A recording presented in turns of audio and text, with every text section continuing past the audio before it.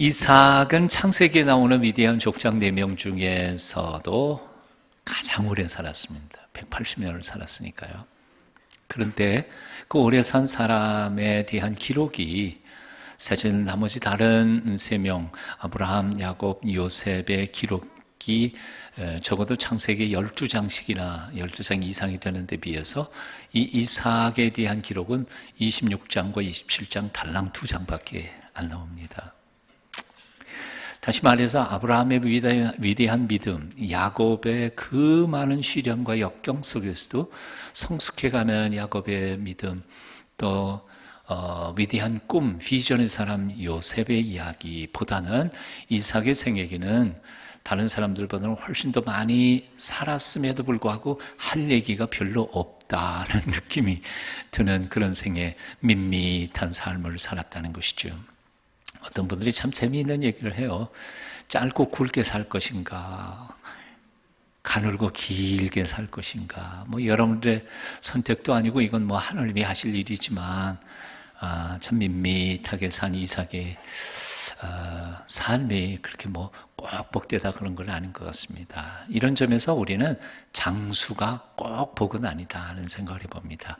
문제는 뭐냐 하면 오래 사는 게 문제가 아니라 질적으로 정말 그 내용과 질이 복된 인생을 살아야 그게 행복한 인생이라는 생각을 해봅니다. 옆에 있는 사람한테 이렇게 또 한 번 인사해 보겠습니다. 정말 짧더라도 행복하게 사세요. 그럼 한번 인사 축복하시겠습니다.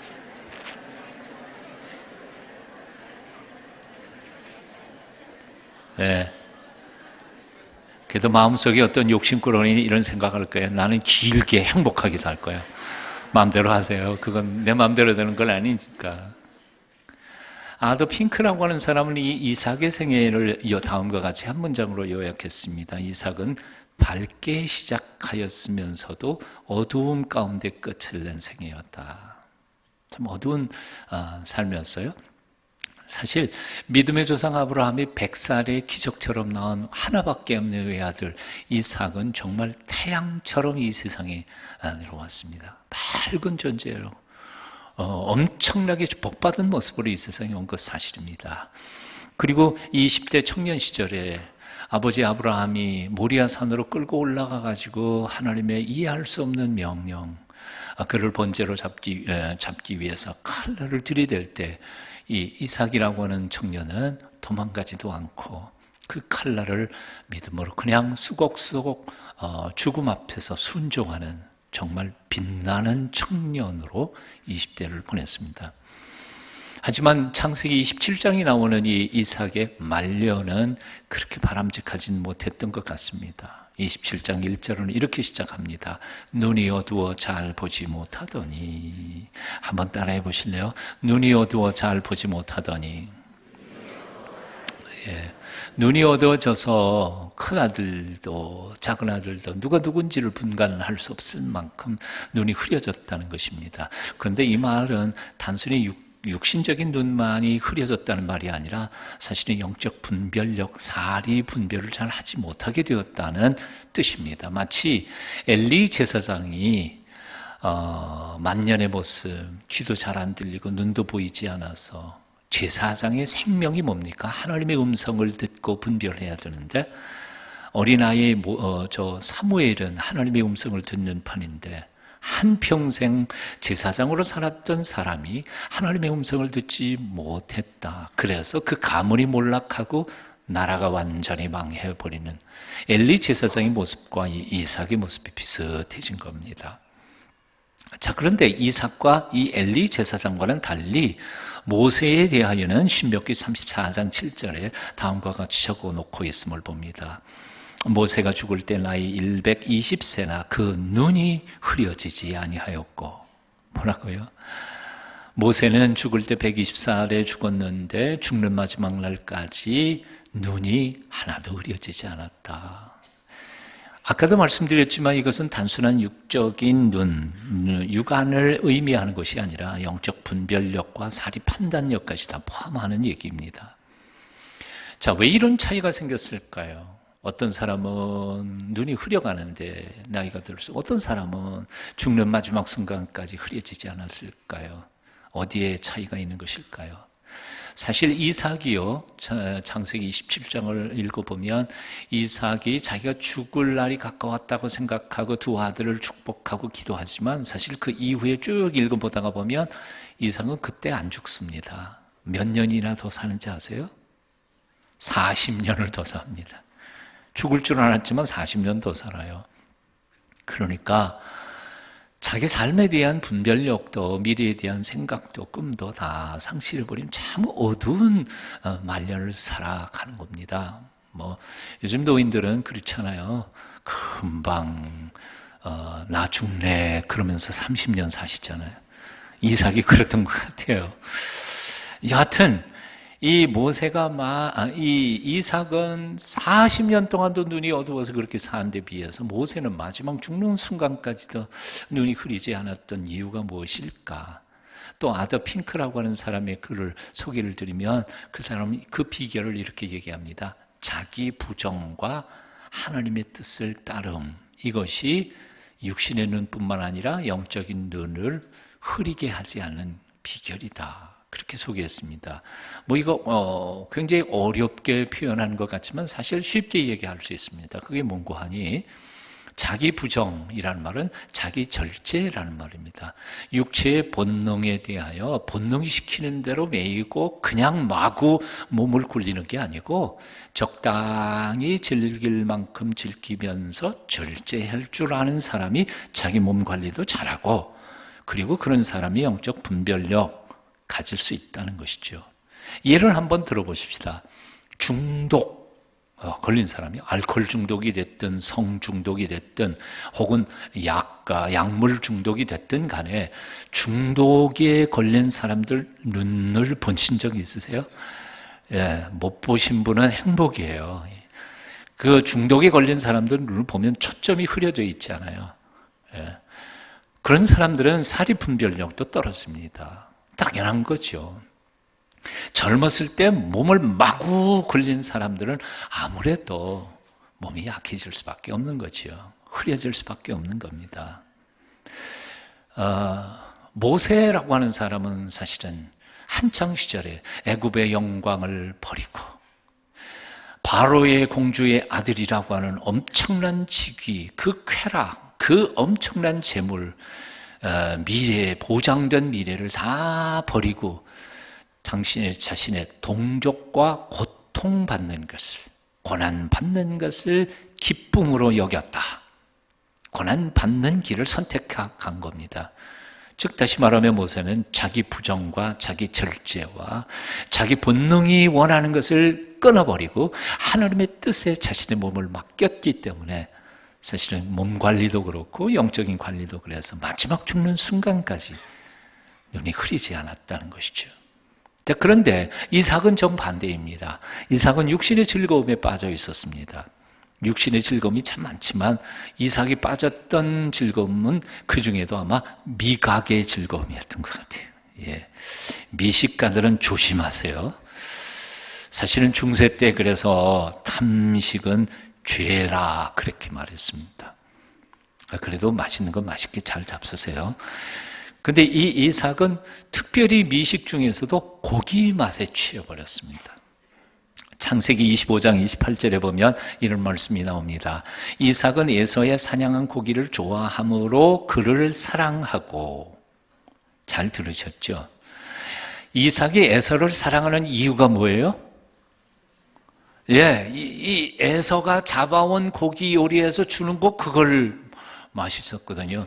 세상에 치사한 게 아버지가 아들을 사랑하는데 그게 그 고기 맛 때문에 아들을 사랑한다는 게 이 표현이 참 그렇잖아요. 너무 치사한 거 아니에요? 네? 참 너무나 본능적이고 자기 중심적 사랑이었다는 생각을 해봅니다. 그가 잡아온 고기 맛이 좋아서 그 아들을 좋아했다. 둘째 아들은 넌 그것도 못하잖아. 넌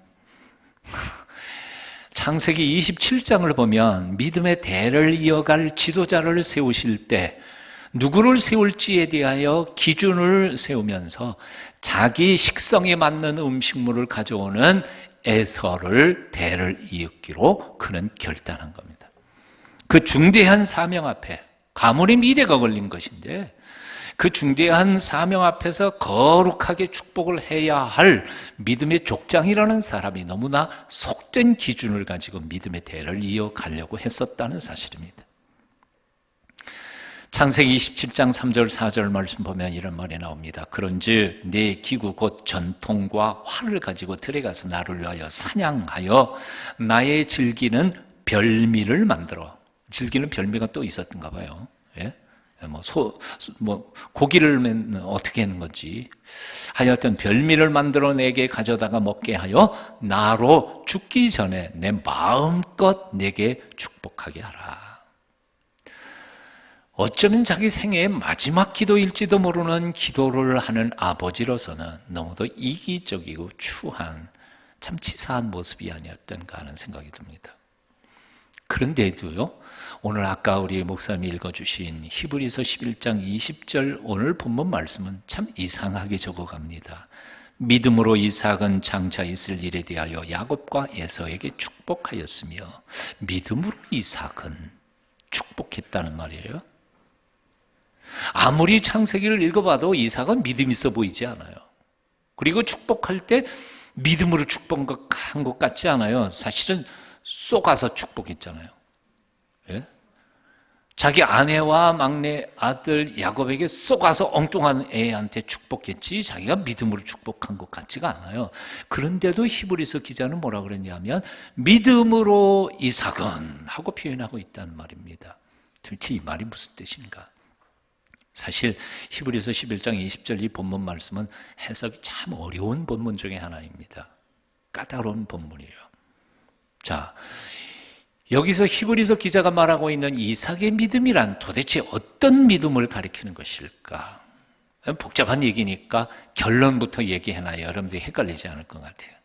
예, 결론부터 얘기하면 이삭의 믿음은 하나님의 뜻 앞에 자기의 뜻을 꺾어버린 믿음이라고 말할 수 있습니다. 왜 그런지 이제 설명을 좀 드릴게요. 이삭은 죽을 때가 가까웠다고 느꼈습니다.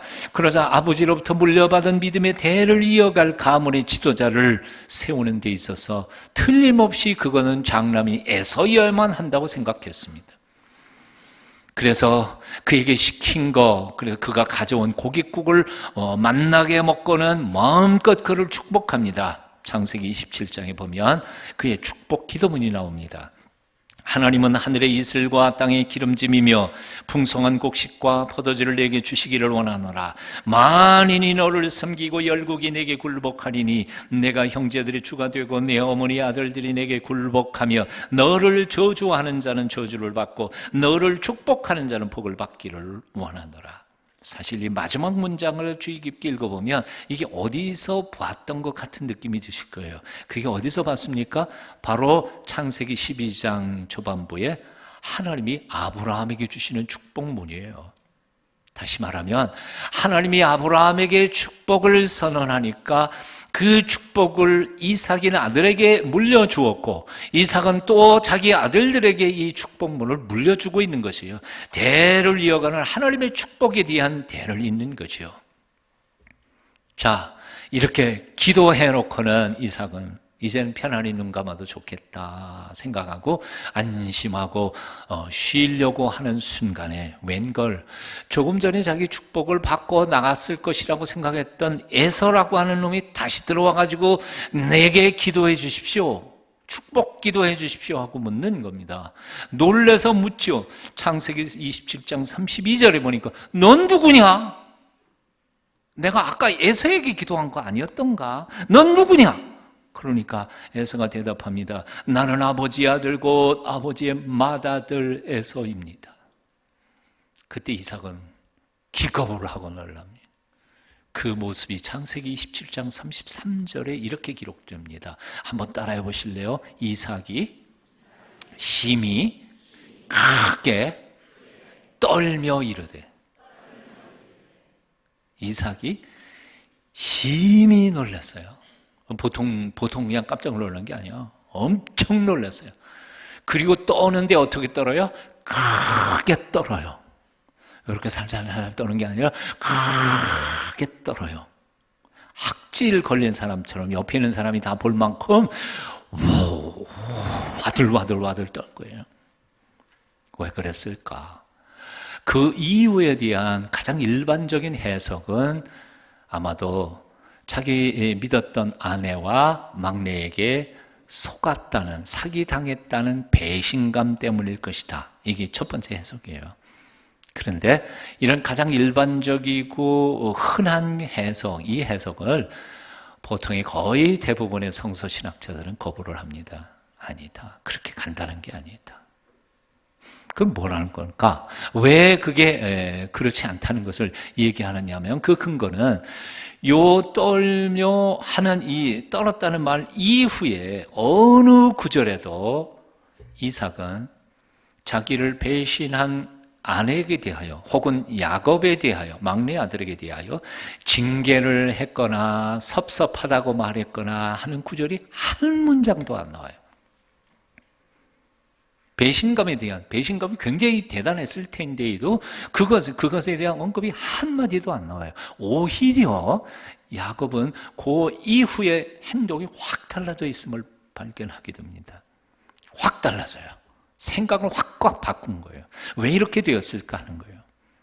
그 이유는 이렇게 말할 수 있습니다. 뭐 제가 얘기하는 게 아니라 성서신학자들이 해석을 조금 읽어드릴게요. 그동안 이삭은 하나님의 뜻을 거슬려서 제고집대로 에서에게 대를 이어가려고 몸부림쳐 봤는데 해봐도 하나님은 결국은 당신의 뜻을 이루고야 마신다는 사실을 절실하게 깨달았다는 것이죠. 그리고 그 순간에 하나님이 하늘 꼭대기에 계신 분이 아니라 지금 우리 가족사 한복판에 구체적으로 오셔서 개입하시고 역사하시는 하나님의 존재, 하나님의 임재를 느끼게 되었다는 겁니다. 이것은 마치 갈릴리 바다에서 밤새도록 고기를 잡았지만 한 마리도 잡지 못했던 베드로가 아침에 말씀 한마디로 그 그물, 밤새도록 던졌는데도 한 마리도 잡지 못했던 그 그물속이 찢어질 만큼 엄청나게 많은 고기를 잡고 난 후에 베드로가 취한 행동하고 마찬가지죠. 똑같다는 거예요. 베드로가 어떻게 행동했습니까? 고맙습니다. 감사합니다. 그런 거 안 했어요. 누가 보면 5장에 보면 주여 나를 떠나서서 나는 죄인입니다. 왜요? 그분 속에 하나님의 임재를 느꼈기 때문입니다. 이건 사람이 하는 게 아니에요. 지혜로 하는 것도 아니에요. 실력으로 물고기 잡는 것도 아니에요. 이렇게 한 것은 틀림없이 전능하신 하나님의 여호와 그분의 임재인 것이죠. 똑같은 겁니다. 사실 믿음의 대를 이을 자가 누구냐 하는 문제는 이미 창세기 25장 23절에 밝혀졌었던 것입니다. 모르는 게 아닙니다. 여호와께서 그에게 이르시되 두 국민이 네 태중에 있구나. 두 민족이 네 복중에서부터 나누이리라. 이 족속이 저 족속보다 강하겠고 큰 자가 어린 자를 섬기리라. 따라해 보십시오. 큰 자가 어린 자를 섬기리라. 태어나기도 전에 하나님은 벌써 계시해 놓으셨어요. 하나님의 원리예요. 하나님의 방법이에요. 하나님의 섭리였어요. 하나님의 경륜은 야곱이 믿음의 대를 이어가는 것이었어요. 이삭이 몰랐을까요? 몰랐을 리가 없지요. 아내에게만 하나님의 계신데 남편이 왜 몰랐겠어요? 알았습니다. 그럼에도 불구하고 이삭은 하나님의 경륜과 그 뜻 앞에 수긍할 수가 없었어요. 어딜 그렇습니까? 그래도 이 장남이 가장이 돼야 되는 거 아닙니까? 그리고 저 야곱이라는 놈은 계집애 같아가지고 집에만 처박혀 있는 놈인데 저놈이 이 가문의 족장이 되고, 그러니 이 가문이 어떻게 되겠습니까? 그래도 남자답고 사내 대장부 같은 에서가 대를 이어야 되지 않겠습니까? 하나님 앞에 자신의 뜻을 관철하고 싶었던 것이지. 그래서 그는 모른 척하고 하나님의 뜻을 모르는 척하고 장남 에서에게 축복 기도를 하려고 했었던 것이지.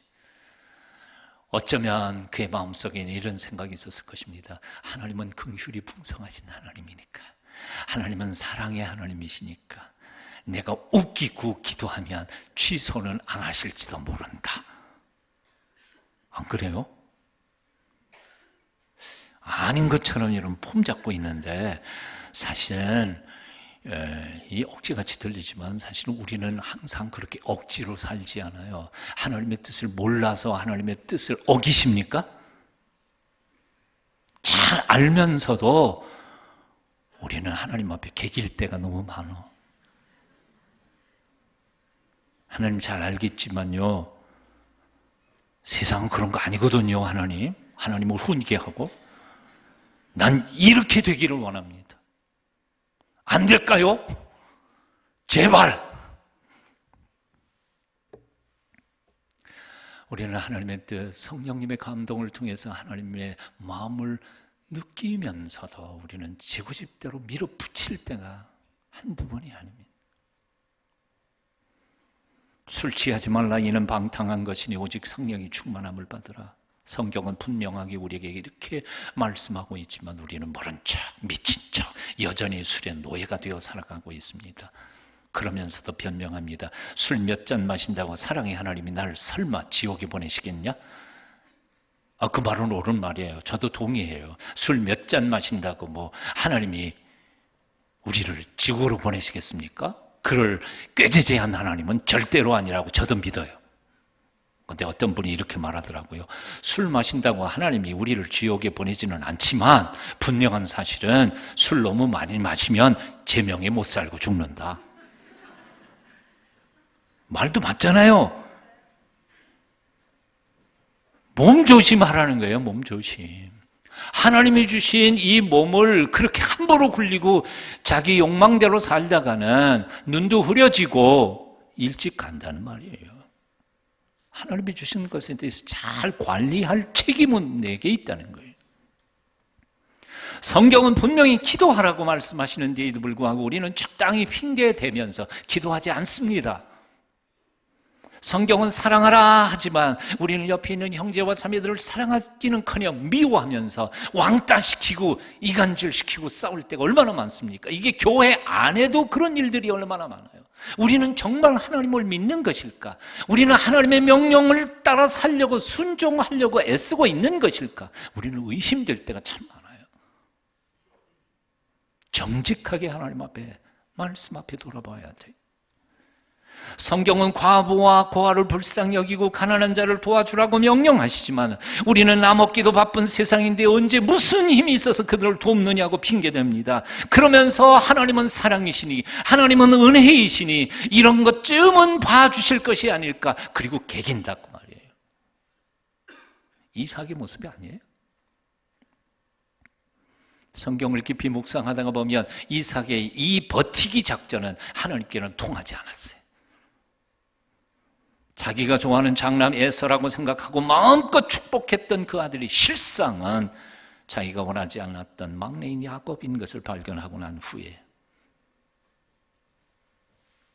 와들와들 떨면서 결국 내가 아무리 몸부림치고 내가 아무리 노력해도 하나님은 당신의 뜻을 이루어 가고 계시는구나 하는 것을 절실히 깨달을 수밖에 없었던 거지. 그러니 지금은 나를 속인 아내와 막내에게 대하여 원망할 겨를이 없어요. 만일 아내와 막내가 그렇게 잔꾀를 부리지 않았어도 하나님은 어떤 방법으로든지 당신의 뜻을 이루실 것이라는 깨달음이 온 거예요. 얘기해봐야 무슨 소용이 있어요. 그런 건 문제도 아니에요. 그냥 하나님의 뜻을 잘 알면서도 그 뜻을 한번 부대껴서 내 뜻을 고집을 관철해 보고자 했던 것이 실패한 순간 하나님, 당신은 정말 하나님이십니다. 나는 당신의 피조물일 수밖에 없습니다 하는 고백인 거죠. 장남 에서가 동생에게 복을 뺏겼다고 생각하고 달려와서 아버지한테 울부짖습니다. 내 아버지요, 아버지가 빌 복이 이 하나뿐입니까? 내 아버지여 내게 축복하소서, 내게도 그리하소서. 통곡하며 울부짖을 때에도 이삭은 할 말이 없었습니다. 그래서 속절없이 그는 이렇게 말했죠. 내 아들아, 내가 내게 무엇을 할 수 있으랴? 내가 할 수 있는 일이 아무것도 없다. 물론 하나님이 아버지에게 아들을 축복할 수 있는 권세, 축복권을 주시긴 했어도 정말 그 복을 주시는 분은 하나님이실 분인데 내가 뭘 어떻게 너에게 해주겠냐. 하나님의 주권을 인정하는 행위입니다. 조금 늦기는 했지만 이삭은 하나님의 뜻 앞에 자신의 뜻을 고집을 꺾어버린 것입니다. 이제 하나님 당신의 뜻이 이루어지기를 겸허하게 받아들이고 있는 중이었습니다. 그래서 창세기 27장 후반과 28장 전반부를 주의 깊게 읽어보면 바로 이런 이삭의 변화된 순종의 모습을 우리는 발견하게 됩니다. 자신의 뜻, 자신의 고집을 꺾어버리고 하나님의 섭리 앞에 순종하는 마음으로 막내 야곱을 할 수 없어서가 아니라 기꺼이 마음껏 축복하는 이삭의 모습이 발견됩니다. 28장 1절부터 4절까지 제가 읽어드릴게요. 이삭이 야곱을 불러 그에게 축복하고 또 당부하여 이르되 너는 가나안 사람의 딸들 중에서 아내를 맞이하지 말고 일어나 밧단 아람으로 가서 내 외조부 부두엘의 집에 이르러 거기서 내 외삼촌 라반의 딸들 중에서 아내를 맞이하라. 전능하신 하나님이 내게 복을 주시어 내가 생육하고 번성하게 하여 내가 여러 족속을 이루게 하시고 아브라함에게 허락하신 복을 내게 주시되 너와 함께 내 자손에게도 주시냐. 하나님이 아브라함에게 주신 땅 곧 내가 거류하는 땅을 내가 차지하게 하시기를 원하노라. 간절히 자기 뜻은 아니었어요. 근데 하나님의 뜻인 것을 발견한 후에 자기 뜻은 다 꺾어버리고 야곱을 마음껏 축복합니다. 이런 이삭의 모습 속에서 우리는 신약 성경 겟세마네 동산에서 기도하시던 우리 주님의 모습을 발견할 수 있습니다. 할 수만 있거든 이 잔을 내게서 옮기시옵소서. 하지만 내 뜻대로 마옵시고 아버지의 원대로 하옵소서. 여러분, 믿음이라는 게 뭡니까? 믿음은 바로 내 뜻을 꺾어버리고 하나님의 뜻을 겸손히 받아들이는 것입니다. 우리는 때로는요, 저도 그래요. 목사인데도 그래요. 하나님 앞에 대들 때가 있어요. 하나님 아니잖아요, 이건. 고집 부리고 싶을 때가 있어요. 대들어요. 밀어붙여요. 하나님 사랑 아니십니까? 이런 정도는 좀 봐줘도 안 되는 겁니까? 밀어붙일 때가 있어요. 그런데도 불구하고 어느 순간인가는 이게 하나님의 뜻이구나 하고 깨달아지는 순간에는 피를 토하는 심정으로 내 뜻을 꺾어버리고 하나님의 뜻만이 내 속에 이루어지기를 기도하는 것, 그런 선택, 결단, 이것이 바로 믿음이라는 것이지요. 1970년대에 당시의 테니스 스포츠계에는 흑인은 한 명도 없었습니다. 다 백인들이 아주 우아하게 치는 게 테니스였습니다. 근데 그때의 흑인 테니스 선수, 아주 유명한 전설적인 테니스 선수 한 사람이 등장합니다. 백인들의 괄시를 받으면서도 열심히 합니다. 그의 인품도 아주 고결하고 착했다고 합니다. 존경받는 선수였는데 실력도 뛰어나서 결국은 윈블던 이 대회에서 우승컵을 받습니다. 그런데 그가 30대 중반에 심장병이 걸립니다. 설상가상으로 심장병 수술을 받다가 병원에 실수로 그만 수혈을 하는데 에이즈 바이러스가 감염된 피를 수혈을 받아서 그만 에이즈에 걸립니다. 결국 49살의 젊은 나이로 사랑하는 아내와 딸을 뒤로 한 채 세상을 떠나고 맙니다. 그가 죽기 전에 쓴 책이 있습니다. 책 제목이 Days of Grace, 은혜의 날들이라는 책인데 그 속에서 이 사람은 이런 고백을 합니다. 사람들이 항상 내게 와서 Why me? 왜 하필이면 내게? 이런 질문을 하나님께 하고 싶지 않으십니까? 그렇게 묻는다는 거죠. 그러면 나는 그들에게 이렇게 말했다. Why not me? 왜 내게 안 걸리라는 법이 어디 있나? 하나님이 허락하시면 걸리는 거지. 그렇게 대답한다는 거예요. 그러면서 자기는 덧붙였다는 거예요. God's will only matters. 하나님의 뜻이 오직 중요한 거지. 하나님의 뜻이 중요한 거지. Not my personal wants or needs. 나의 개인적인 원하는 거나 필요한 것이 중요한 건 아니다. 하나님의 뜻이 이루어지는 것이 중요한 거지. When I played tennis, I never prayed for victory in a match. 내가 현역 선수 시절에 게임에서 이기게 해달라고 기도한 적은 없었다는 거예요. 예? I will not now. 지금은 그래서 pray to cure. 나 회복되게 해달라고 기도하지 않는다는 거예요. 오직 내 몸을 통하여 하나님의 뜻이 이루어지기를 기도한다는 거죠. 그리고 죽어갑니다. 무엇이 믿음이 있는 것일까요? 어떤 믿음이 참된 믿음일까요? 요즘에 잘 불려지는 조금은 낯선 복음성가가 있는데요. 가사가 너무 좋아서 제가 한번 소개해 드리려고 그래요. 내가 1절, 내가 교만으로 고개 들 때에 사랑의 매질로 내 무릎 꿇게 하시고 내가 유혹의 무릎을 꿇을 땐 내 몸을 일으켜 당신을 찾게 하소서. 후렴, 아버지 나를 당신께 맡기나이다. 내 뜻대로 마시고 당신 뜻대로 하소서. 2절, 내가 바라는 내가 되기보다는 당신이 바라는 내가 되게 하시고 내 안에 있는 나는 점점 작아져 가고 내 안에 당신은 더욱 커지게 하소서. 아버지 나를 당신께 맡기나이다. 내 뜻대로 마시고 당신 뜻대로 하소서. 3절, 내가 원하는 걸 얻는 것은 세상이 주는 거짓 기쁨이기에 당신 말씀대로 살아가면서 하늘이 주는 참 기쁨 얻게 하소서. 아버지 나를 당신께 맡기나이다. 내 뜻대로 마시고 당신 뜻대로 하소서. 결국 우리 인생길을 이끄시는 분은 하나님이 아니셨던가요? 앞으로도 그렇지 않던가요?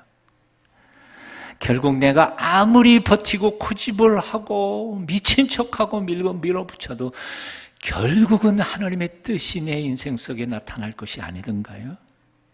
그리고 가장 중요한 것, 내 고집대로 하는 것보다는 하나님의 뜻대로 이루어지는 것이 훨씬 더 복되고 풍성한 열매를 거둘 것이라는 사실을 우리는 믿지 않던가요?